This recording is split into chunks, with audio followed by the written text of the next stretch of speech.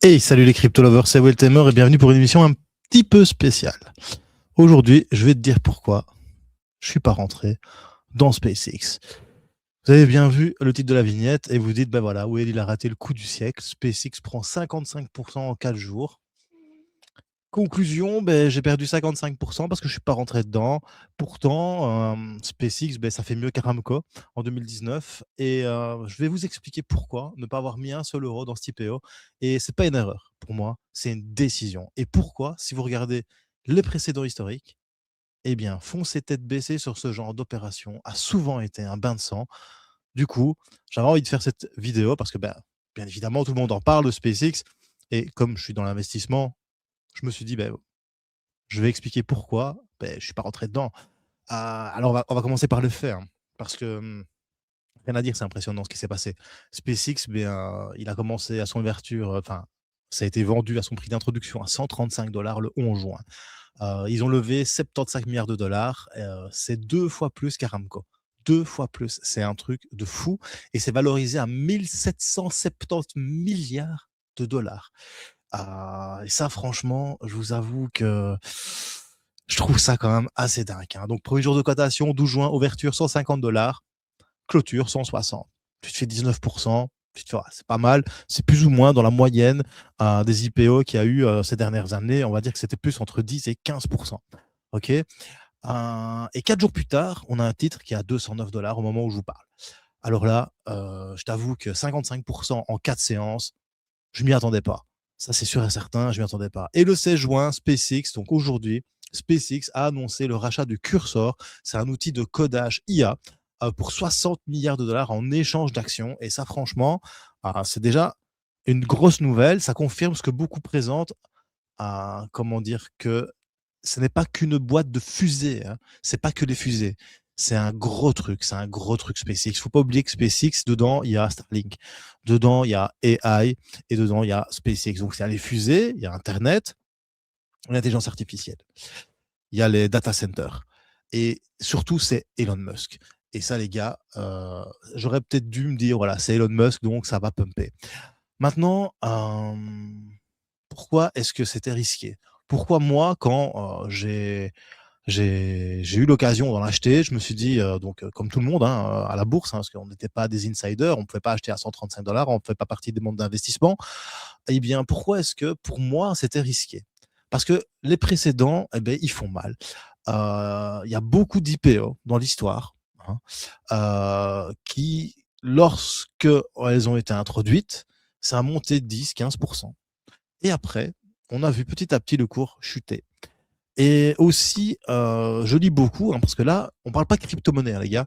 Là, on parle d'actions. Donc, qu'est-ce qu'on fait quand on rentre dans une société cotée en bourse qui a un bilan, hein, enfin, qui n'a pas encore présenté un bilan, mais qui est une société, hein, il donne un fascicule. Ce fascicule, si je me souviens bien, c'est 277 pages. J'ai pas tout lu, hein, je vais pas te mentir. Je l'ai mis dans Claude et je vais lui demander de me résumer ça. Et il y a des choses quand même qui sont importantes à comprendre. Déjà, la première chose, c'est Starlink qui rapporte de l'argent à SpaceX. Pour le moment, c'est Starlink qui rapporte de l'argent à SpaceX. Conclusion, euh, les fusées, elles perdent de l'argent. Alors, il y a aussi Elon Musk qui fait partie de SpaceX. Elon Musk, il détient quand même plus de 85% des actions. Ok, c'est l'homme omnipotent sur cette société. Et Elon Musk, on sait ses frasques. Regardez un petit peu ce qu'il a fait de Tesla pendant la première année du mandat de Donald Trump. Tesla a ramassé sévère.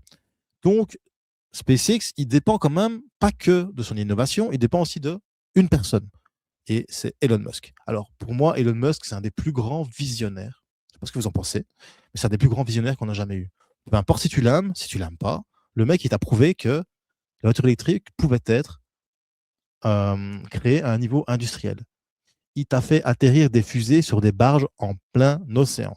Ça, franchement, les gars, c'est un truc de dingue. Okay, il t'a créé un système Internet par satellite qui, en plus, c'est lui, hein, c'est lui, avec ses fusées, qui met les satellites sur orbite. Le kilo déposé sur orbite a diminué d'une de ses forces au prix de revient grâce à SpaceX. Il a créé Tesla, donc il a créé Starlink, Tesla AI, il a X. X, c'est pas rien. C'est la seule plateforme où on n'est pas censuré. C'est la seule plateforme où il y a une vraie liberté d'expression. Bon, malheureusement, tu vois un peu de tout, mais c'est toi éduqué qui dois savoir faire le tri. Si t'es pas assez éduqué pour savoir faire le tri, ben, désolé, pas de chance. Mais c'est comme ça. C'est la vraie liberté d'expression. Donc, c'est un personnage assez particulier, Elon Musk. Donc, c'était un risque que j'ai mis dans la balance. Donc, premier risque, ben, SpaceX, il fait pas que diffuser. OK. Il faudrait un petit problème comment dire, de rentabilité sur Starlink pour que SpaceX boit la flotte. Maintenant, ils ont aussi signé un contrat avec Anthropic, donc c'est quand même pas mal. Mais il y a plein de choses qui m'ont fait. Il y avait tellement de hype aussi. Tu vois, il y avait tellement de hype, tellement de hype, tellement de hype. Alors, ça, c'est le premier point. Deuxième point qui devrait vous interpeller, c'est que la dispersion des objets des cours des analystes sur SpaceX, ils ont une estimation moyenne entre 164 dollars sur 12 mois. Hein, si tu dis tous les analystes, ils disent plus ou moins que c'est 164 dollars sur 12 mois. Sauf que la fourchette, elle va de 63 dollars à 227 dollars. Donc, c'est une fameuse fourchette, tu vois. Là, on est déjà à 209 dollars. Donc, si tu achètes maintenant, tu es peut-être sur le top. Et après, ça va descendre et tu vas perdre beaucoup d'argent. OK. Troisième point, et c'est celui-là qui pour moi est assez important, c'est qu'avant même le premier jour de cotation, les contrats à terme sur SpaceX sur Hyper Liquide avaient déjà accumulé une baisse de 30% sur plusieurs semaines. Et ça, c'est un signe que les traders les plus agressifs anticipaient une correction du marché et surtout du narratif SpaceX. Donc moi, je vous avoue que, alors, acheter des crypto-monnaies, c'est une chose. Acheter des actions, c'en est une autre. C'est pas la même chose. Hein. Pour l'instant, SpaceX, il se comporte comme une crypto. OK. Mais ça reste une action quand même. Une action, là, elle est volatile. C'est sûr et certain. Mais il n'y a pas encore eu un seul bilan. Hein. Il n'y a pas encore eu un seul bilan de publié de SpaceX. Son premier, ça sera le 2 septembre. Donc, pourquoi je ne suis pas rentré en day one et pourquoi est-ce que c'était la meilleure décision que j'ai pu prendre? Et il y en a qui vont dire ouais, ouais, tu dis ça parce que tu n'es pas rentré dedans. Non, moi, j'assume ne pas être rentré dedans parce que j'ai étudié le passé avant de mettre mon argent. Parce que quand je rentre dans un truc comme SpaceX, je ne mets pas 500 boules. Quoi. Tu vois ce que je veux dire, bro? Tu ne mets pas 500 boules, hein. Tu mets 5, 6, 7, 8 000 euros. Tu mets une partie de ton capital pour pouvoir avoir un retour sur investissement sur les 5 à 10 ans suivants. Okay, donc, de un, on n'a aucun historique de résultats trimestriels en tant qu'entreprise cotée. Ça, c'est la première chose. Hein, okay. Alors, et aussi, le premier rapport, comme je vous ai dit, il sortira au mois de septembre 2026, le 2 septembre. Avant cette date, vous allez acheter sur la base de promesses, de hype médiatique, de modèles, de valorisation théorique, pas sur des chiffres. Tu vois. Et quand on achète des actions, c'est sur des chiffres, c'est sur un bilan. On fait ce qu'on appelle une analyse fondamentale. Et c'est exactement le genre de configuration où le marché peut se faire piéger par son propre enthousiasme. Parce que bien évidemment, c'est Elon Musk. Putain, bro, Elon Musk, c'est pas n'importe qui. Le mec, enfin voilà quoi. Désolé, ceux qui le détestent, ceux qui le conspuent, ils n'ont rien compris. Ce mec, c'est un visionnaire. Il est complètement perché, mais c'est un visionnaire. OK. Alors, il n'y a pas que ça. Il y a aussi la volatilité post-IPO qui est en train de se confirmer. Quand on voit le comportement du titre, dernière séance, on voit des mouvements de plus de 10% pré-marché. Pré-marché. Donc franchement, c'est pas un actif qui monte en ligne droite, mais c'est un actif qui respire violemment. Ok, donc pré-marché, tu as des chutes de 10% et puis ça repart. Donc ça montre quand même une belle volatilité et ça montre aussi que il va falloir trouver un juste équilibre entre acheteurs et vendeurs. Pour l'instant, c'est beaucoup d'acheteurs. Pour l'instant, n'oubliez pas qu'il y en a qui sont rentrés à 135 dollars. Ok, donc il faut quand même être patient. Moi, rien que ça, hein, le fait qu'il y en a qui sont rentrés à 135 dollars et que c'était ouvert à 150, je préfère attendre. Alors, troisièmement, et c'est le point le plus important pour nous, on va dire par rapport à l'audience crypto, mais il y a la corrélation entre Bitcoin, Nasdaq, qui a quand même monté à 0,81 sur les 30 derniers jours, et les ETF Bitcoin, ils ont perdu 2 milliards de dollars en sortie consécutive sur 4 semaines. Et ça a précédé l'IPO. Donc, ça montre vraiment la mécanique de marché autour de cette méga IPO. Tout le monde a vendu tout ce qu'il possédait pour pouvoir rentrer dans cet IPO. Alors, j'ai estimé que c'était trop de risques pour moi de rentrer parce qu'il y avait trop de hype. Et pour moi, lorsqu'il y a trop de hype, en day one, comme ça, c'est risqué. Je tiens à féliciter tous ceux qui ont pris leur coronesse et qui en ont acheté. Parce que moi, j'ai plus réfléchi, Je ne regrette pas de ne pas avoir racheté, mais quand je vois que ça continue de monter, je me dis merde. J'aurais peut-être dû rentrer un petit billet. Mais en fait, ce n'est pas la peine un petit billet. Quand tu investis dans des actions sur du long terme, déjà, ça te coûte plus cher que quand tu achètes des crypto-monnaies. Et puis, tu achètes. Deuxième chose, moi, j'ai quand même des ETF, dont le MSCI World. Dans 15 jours, de toute façon, eh bien, ils vont pouvoir inclure comment dire, SpaceX dans le MSCI World. Donc, au final, je serai quand même exposé à SpaceX. Donc, voilà aussi une quatrième raison pourquoi est-ce que je n'ai pas acheté les actions SpaceX. Et maintenant, vous allez me dire, qu'est-ce qu'on va faire concrètement? Qu'est-ce qu'on doit surveiller? Qu'est-ce qu'on va faire aujourd'hui? Eh bien, moi, je pense qu'il y a deux choses à voir. Donc, le 6 juillet, tu as l'inclusion potentielle au Nasdaq. OK, le Nasdaq 100.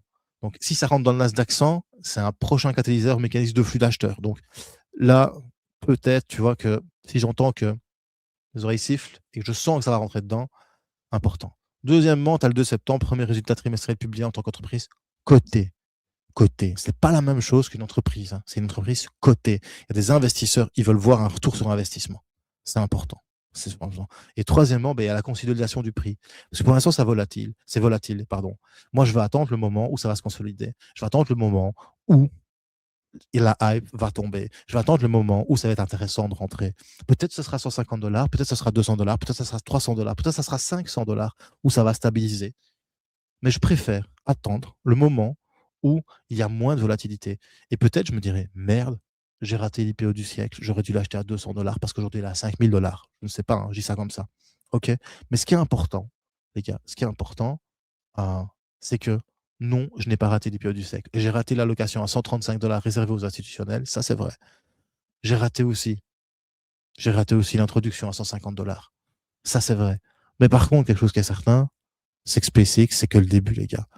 Parce que Elon Musk, il a une vision long terme pour SpaceX.